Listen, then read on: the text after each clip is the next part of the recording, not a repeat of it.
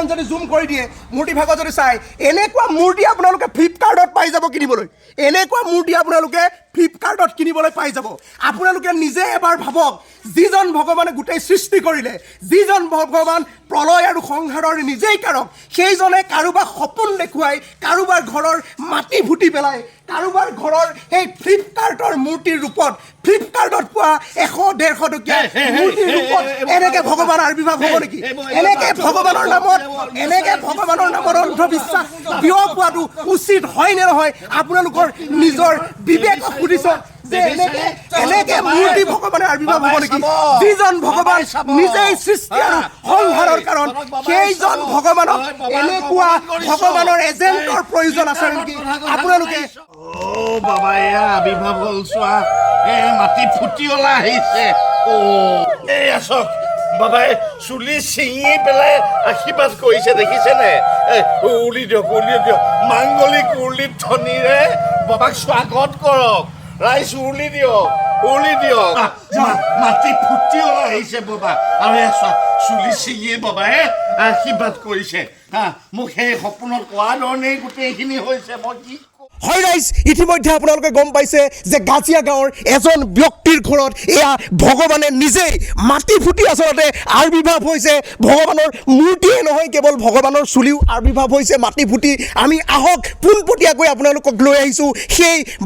আপুনি মাটি ফুটি উলিওৱা সেই গাজিয়া গাঁৱৰ বিশেষ ব্যক্তিৰ ঘৰত যিগৰাকী ব্যক্তিৰ ঘৰত মাটি ফুটি ভগৱান নিজেই আৱিৰ্ভাৱ হৈছে কেৱল এক্সক্লুজিভ আমাৰ চেনেলত আপোনালোকক দেখুৱাই আছোঁ মাটি ফুটি ভগৱান নিজে আৱিৰ্ভাৱ হোৱা এয়া আপোনালোকক এক্সক্লুজিভ ভিডিঅ' কেৱল আমাৰ চেনেলত আপোনালোকক দেখুৱাই আছোঁ এয়া আপুনি কি ক'ব যে কেনেকৈ আপোনাৰ ঘৰত ভগৱানে নিজেই মাটি ফুটি আৱিৰ্ভাৱ হ'ল বহুদিনৰ পৰা সপোনত বাবাই মোক আহি কৈ আছে আৰু কালি ৰাতিও মোক তেনেকৈ ঠিক 12টামান বজাত বাবাই আহি মোক কৈছে যে আপোনাৰ গৃহৰ আপোনাৰ সোঁফালে থকা মাটি টুকুৰাতে আপোনাৰ মই নিজে আৱিৰ্ভাৱ হৈছোঁ মাটিৰ তলৰ পৰা আৰু তাতকৈ ইণ্টাৰেষ্টিং কথা বাবাৰ মূৰ্তিৰ তলতে তেখেতৰ নিজৰ চুলি ছিঙি আশীৰ্বাদ কৰিছে চুলি ওলাইছে হয় আপোনালোকে আচৰিত কাণ্ড যে কেৱল এই মূৰ্তিয়ে ওলোৱা নাই এই চুলি ভগৱানৰ এয়া সাক্ষাৎ ভগৱানৰ চুলি আপোনালোকে দেখিছে যে তেওঁৰ গৃহত আৱিৰ্ভাৱ হৈছে আপোনাৰ ৰাতি সপোনত দেখুৱাইছে ৰাতি সপোনত দেখাই আৰু এটা প্ৰশ্ন বহুত মানুহে এটা প্ৰশ্ন কৰিছে যে কেৱল আপোনালোকৰ এই গাজিয়া অঞ্চলটোতে বাৰে কেনেকৈ ভগৱানৰ আৱিৰ্ভাৱ হয় নাই বাবাৰ কিবা এটা কিবা আছে নাই সদায় যে আপোনালোকৰ গাজিয়া গাঁৱতে যেন ভগৱানৰ উৎপত্তি হয় কেলে নহয় আমাৰ মানে মানুহখিনি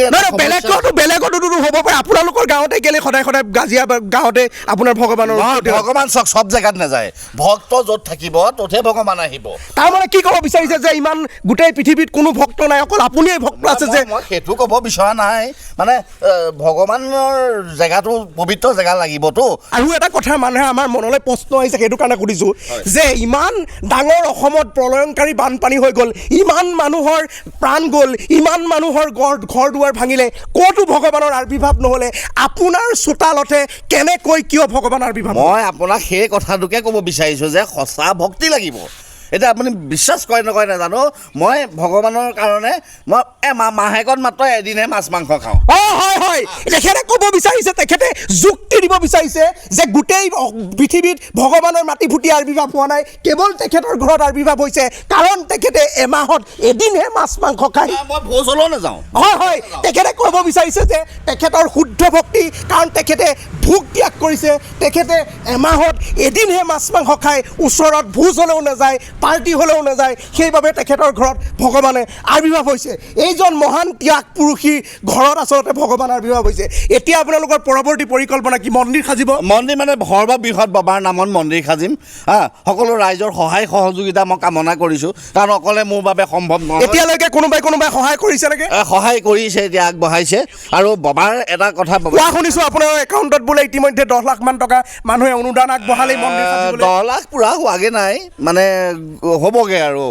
আৰু পিছৰ প্ৰচেছটো কি হ'ব আপোনাৰতো এতিয়া ভগৱানক দৰ্শন কৰিবৰ কাৰণে ভক্তগণ আহিব আপোনাৰ পিছৰ পৰিকল্পনাটো কি হ'ব পিছৰ পৰিকল্পনা চাওক আমাৰ কাষতে সেই মন্দিৰত আমাৰ অনলাইন মন্দিৰ আপোনাৰ কাষতে আছে আহিটোকেতো কৈ আছো যে আপোনালোকৰ অঞ্চলতে অনলাইন ভগৱান আবিৰ্ভাৱ হয় কেতিয়াবা অনলাইন হেৰি আবিৰ্ভাৱ হয় গতিকে একেটা অঞ্চলতে হৈছে আপুনি কি কৰিব বেলেগ কি কৰিব আপোনাৰ বেলেগৰ কথা নকওঁ এতিয়া আমাৰো সেই অনলাইন ব্যৱস্থাটো ৰাখিছোঁ খালি তেখেতসকলৰ যিটো মানে পইচা ৰাখিছে তেখেতলোকৰ ৰেট 500 টকা আৰু এতিয়া আমি ৰাইজৰ কাৰণে এইটো ভগৱান ন ভগৱানৰ কাৰণে আমি মন্দিৰ বনাইছোঁ ৰাইজৰ কাৰণে সেই ৰাইজৰ সুবিধাৰ্থে আমি 350 টকা মাত্ৰ সিদ্ধান্ত হয় আপোনালোকে দেখিছে যে ভগৱানৰ এই ভক্তসকলৰ আচলতে সুবিধাৰ্থে তেখেতলোকে 350 টকা টিকট দৰ্শনৰ বাবে ৰাখিছে 350 টকা টিকট দৰ্শনৰ বাবে ৰাখিছে অনলাইন ব্যৱস্থা কৰিছে যাতে মাটি ফুটি ওলোৱা ভগৱান আপোনালোকে দৰ্শন কৰিব পাৰে কোনোবা যদি ব্যক্তিৰ কিবা সমস্যা থাকে মোৰ আগত ক'ব লাগিব মই বাবাৰ লগত ৰাতি কানেক্টিং থাকোঁ মানে বাবাই মোৰ ওচৰত আহে মই বাবাৰ আগত অৱগত কৰিম আৰু সকলো মানুহ এতিয়া উপকৃত হৈছেও এই দুদিনত কিমান হয় তেখেতে ক'ব বিচাৰিছে যে তেখেতে ভগৱানৰ লগত যেনেকৈ সপোনত আহি ভগৱান আবিৰ্ভাৱ হ'ল তেনেকৈ তেওঁ মানুহৰ সমস্যা ভগৱানৰ লগত ডাইৰেক্ট কানেক্ট কৰে আপুনি কি ক'ব বিচাৰিছে যে গোটেই পৃথিৱীত আপুনি একমাত্ৰ মানুহ আছে যিজনক আহি ভগৱানে আপোনাৰ লগত যোগাযোগ কৰিব ভগৱানে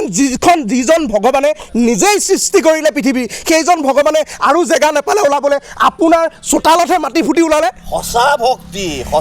কি সঁচা ভক্তি কথা কৈছে এটা বস্তু ভালকে লক্ষ্য কৰে মূৰ্তি ভাগক অকণমান যদি জুম কৰি দিয়ে মূৰ্তি ভাগত যদি চাই এনেকুৱা মূৰ্তি আপোনালোকে ফ্লিপকাৰ্টত পাই যাব কিনিবলৈ এনেকুৱা মূৰ্তি আপোনালোকে ফ্লিপকাৰ্টত কিনিবলৈ পাই যাব আপোনালোকে নিজে এবাৰ ভাবক যিজন ভগৱানে গোটেই সৃষ্টি কৰিলে যিজন ভগৱান প্ৰলয় আৰু সংহাৰৰ নিজেই কাৰক সেইজনে কাৰোবাক সপোন দেখুৱাই কাৰোবাৰ ঘৰৰ মাটি ফুটি পেলাই কাৰোবাৰ ঘৰৰ সেই ফ্লিপকাৰ্টৰ মূৰ্তিৰ ৰূপত ফ্লিপকাৰ্টত পোৱা 100-150 টকীয়া মূৰ্তিৰ ৰূপত এনেকৈ ভগৱান আবিৰ্ভাৱ হ'ব নেকি এনেকৈ ভগৱানৰ নামত অন্ধবিশ্বাস কিয় পোৱাটো উচিত হয় নে নহয় আপোনালোকৰ নিজৰ বিবেকক সুধিছক যে